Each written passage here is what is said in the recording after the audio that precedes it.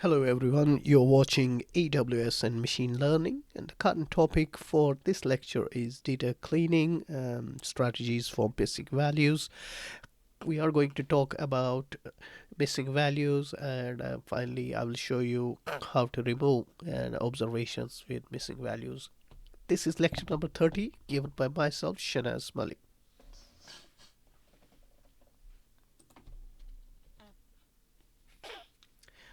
One of the major challenges data analysts or data scientists do face in data science project is handling the missing values and bring this data into clean state, okay, or a tidy state we call it. It's further to add that 60 to 80% of the total time is spent on cleaning the data before we could make any meaningful sense of it or proceed to machine learning stage.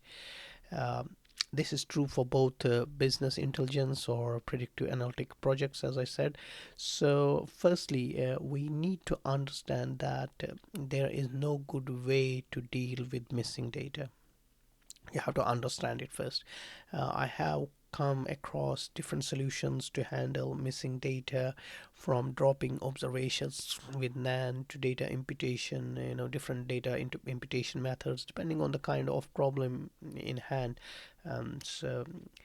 But it is difficult to provide a general solution, and each missing data problem within the data set needs to be evaluated properly, examined separately, at individual level.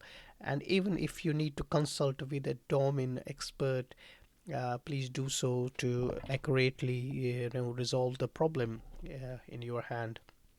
It's really important, to actually give best attention to missing data and do your best to impute the values which won't create any bias, okay, in the data. Now, ranging from removing data versus imputation, before jumping to the methods of dropping observations or going towards, or executing data imputation techniques, we have to understand the reason why data is missing. Always ask this question to yourself. When you are seeing a missing data, just see why it is data. Start asking questions to yourself and to the source, who are expert in the domain, and who are providing you the data. Just do as much as research possible before you actually start doing anything else. So some of the well-known reasons for missing data are missing at random. So missing at random means that the tendency for a data point to be missing is not related to the missing data, but it is related to some of the observed data. Now, one more, is missing completely at random. Okay, so the fact that a certain value is missing has nothing to do with its hypothetical value and with the values of other variables. Missing one more, well-known reason for missing data is missing not at random. Okay, so two possible reasons are that the missing value depends on the hypothetical value. For example, people with high salaries generally do not want to reveal their income in surveys, or missing values is dependent on some other variables value. For example, let's assume that females generally don't want to reveal their ages. Here the missing value in age variable is impacted by a gender variable. So these are some of the well-known reasons for missing data. In the first two cases, it may be safe to remove the data with missing values depending upon their occurrences, while in the third case, removing observations with missing values can produce a bias in the model. So we have to be really careful before removing observations.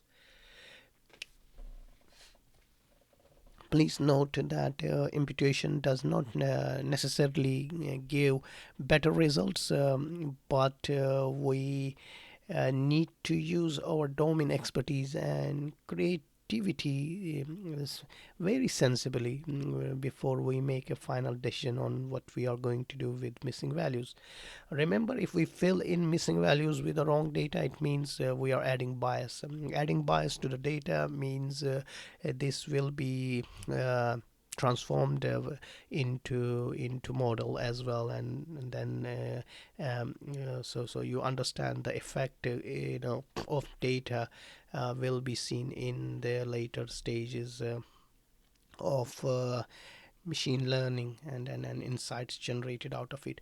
So we begin with visualize missing values within data set, and one of the libraries which we'll be using is missing no library. Okay, so let's execute the task in our hand without wasting any time. I think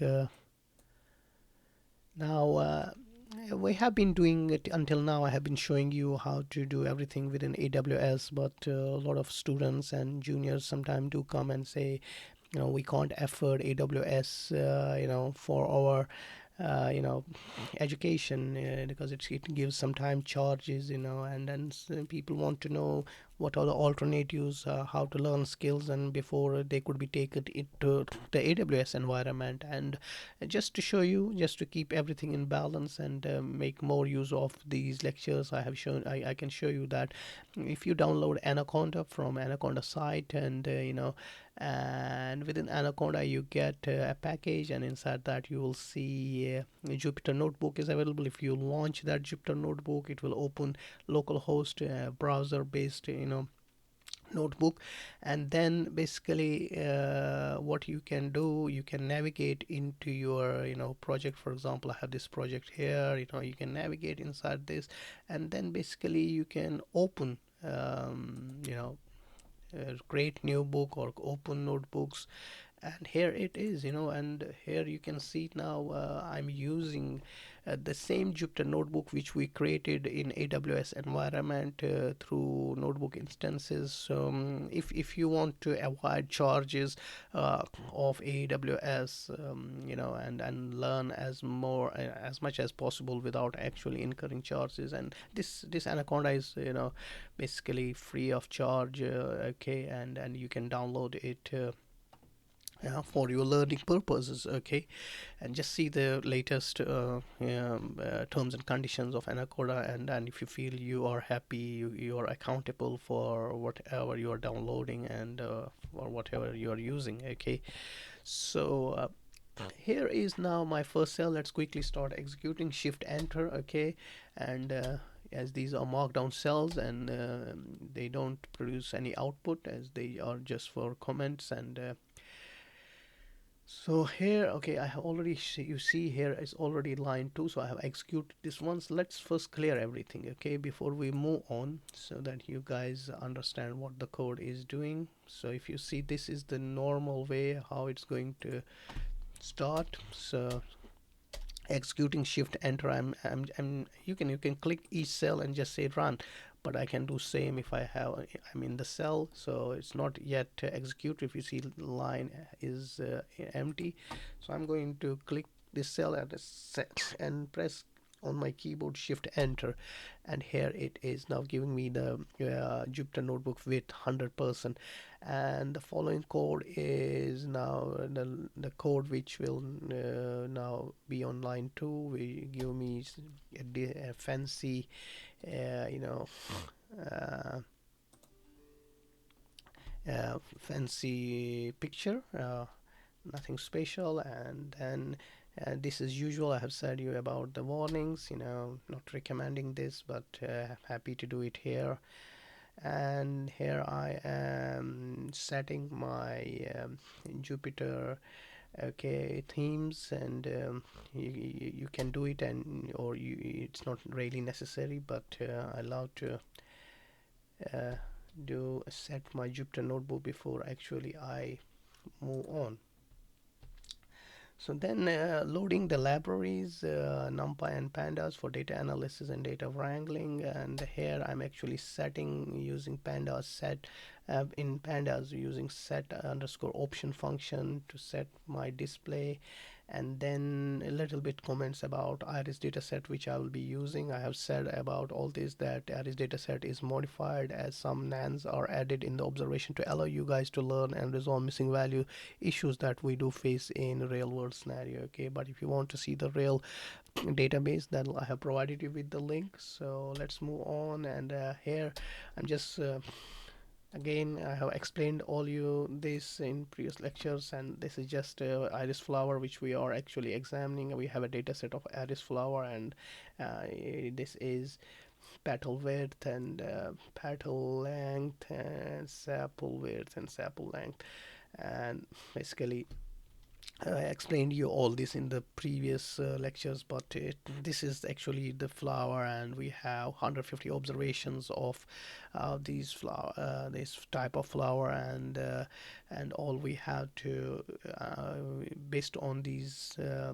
observations and features. So these four features, we will predict the class which type of iris flower it is. Now, uh, now first thing first is here I can show you. If you go here, if you data, here is my iris CVS file. I'm going to connect to this file first. Okay, uh, if you like, I can delete this one. Okay, just to show you later on. So I have deleted that one, so I have this file, but the other one which I deleted, I'm going to create that while doing this project with you. So I'm first here. I'm using the pandas, and using read underscore CSV from pandas to read my CSV file, which resides in data folder. Okay. So read, and now I'm just seeing the sample. I have shown these things we have discussed in previous lectures, so I'm not going to waste any time. This is just basically a sample with 10 observations, and you can see the NaN is there. So we can also see uh, info function can print us a concise summary of a data frame. So if you see, we have 150 observations, but a healthy data set with this feature is only 145, so we have some missing values there as well. So this one also has some missing values, this one also has, and this battle width as well. The class variable of this data set is healthy because we have 150 observations and 150 are available, so that's good news. So but rest of the four features are which are going to predict this class do have some missing values. Okay, so if I go down, and now if you guys if you need to install a missing no in your system, then please run the below code without hash, so you don't need to have hash and you can execute. I won't do it because I've already done it. I'm just importing it. If you see, I'm importing it, and then I'm going to use a bar function on it provided by data frame, which is now I have already in a variable df, and give some color to it, and here it is. If you see, now I'm now visualizing same thing 145 here, 144 available here, 142 available here, 148 and 150 here, and if you see, we have from 0 to 150. Okay, I mean to say, this is our so this shows us visualized view of our data. Now we can also run matrix function on same on our missing no. We can run a matrix function on it, provide our data frame, and we will have in this visualization. And if you see here, what it shows us that these are the features. Okay, and the white lines or the bars, horizontal bars, shows us where the data is missing actually. So if you see, we have missing here, we have missing value here, we have a couple of missing values here, and missing value here. Okay, and the thickness shows how um, these bars show us, these horizontal bars show us the missing values and where actually they are. And if you see here also, this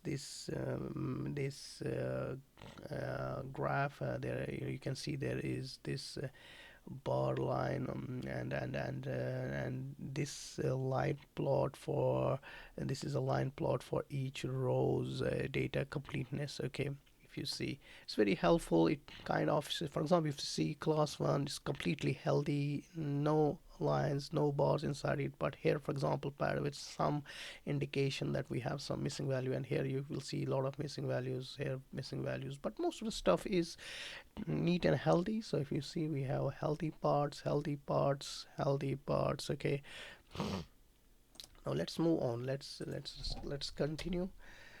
And now let's see the heat map, and see how it gives us.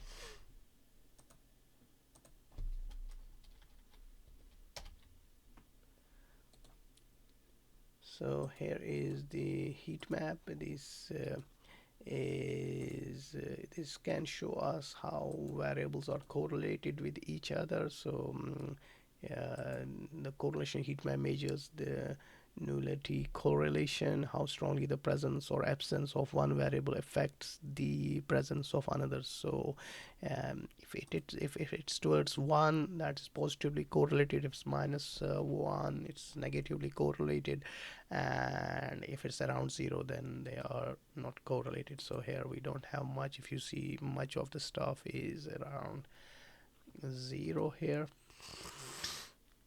Then there's one more way to visualize is dendrogram, which allows you to more fully uh, correlate variables completion, revealing trends deeper than the pairwise ones visible in the correlation heat map. Okay, so as above.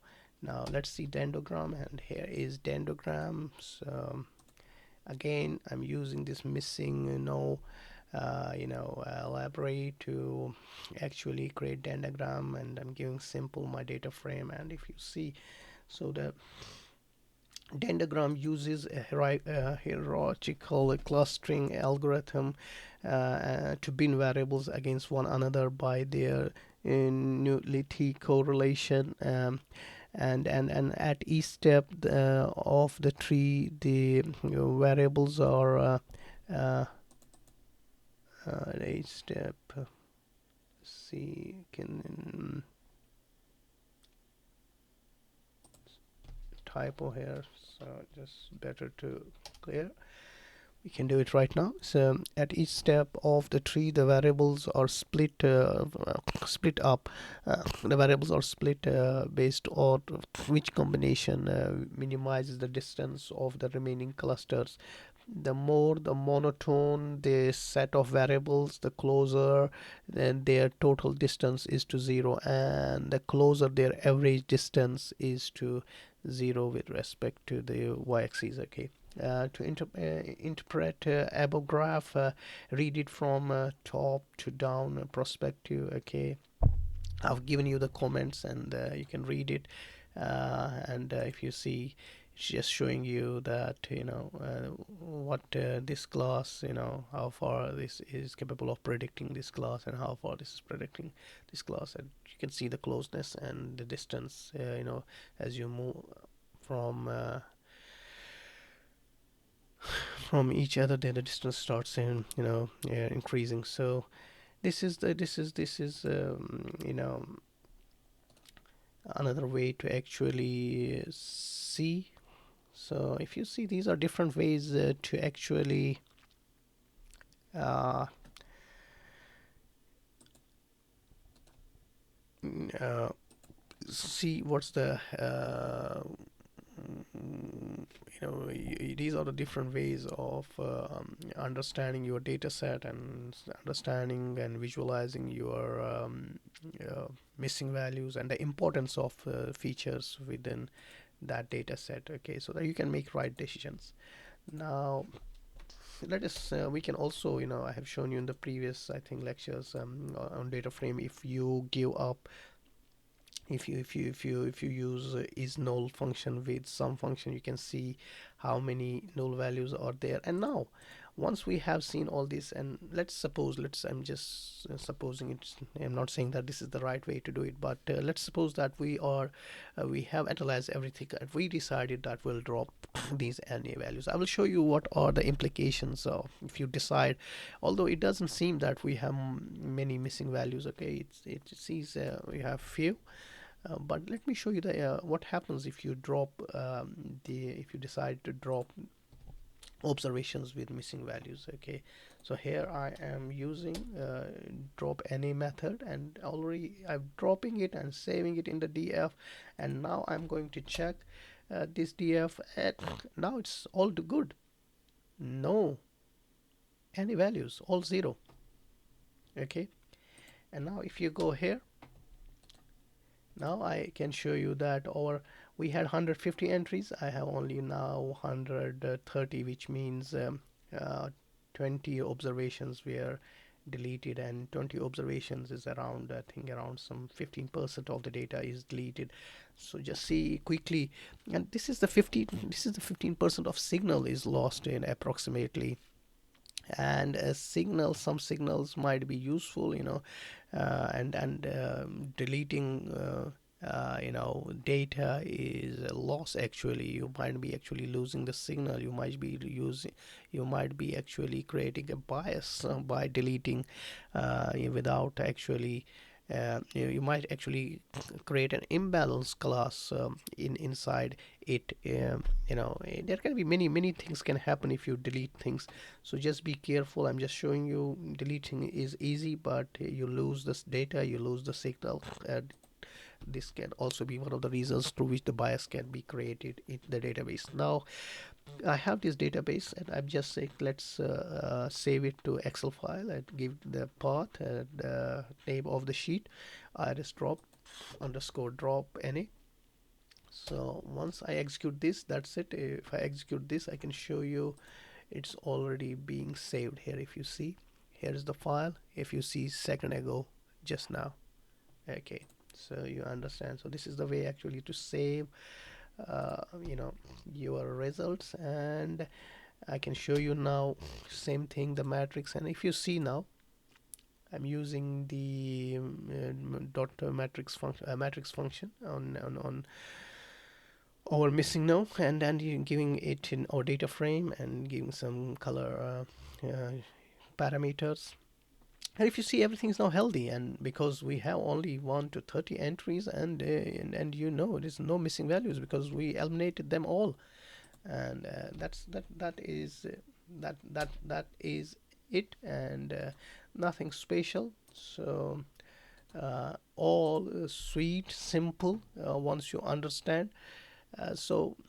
This is the way actually. These are some of the techniques that we use to see what is inside our data, and if we have missing values, uh, how to visualize those missing values, and see what kind of patterns where they are inside the data, and create strategies. Now one of the strategy is to delete them, but that's not what we always do. We always use different strategies, and do best to impute depending upon various reasons. And that's it basically. I hope this lecture was useful for you guys.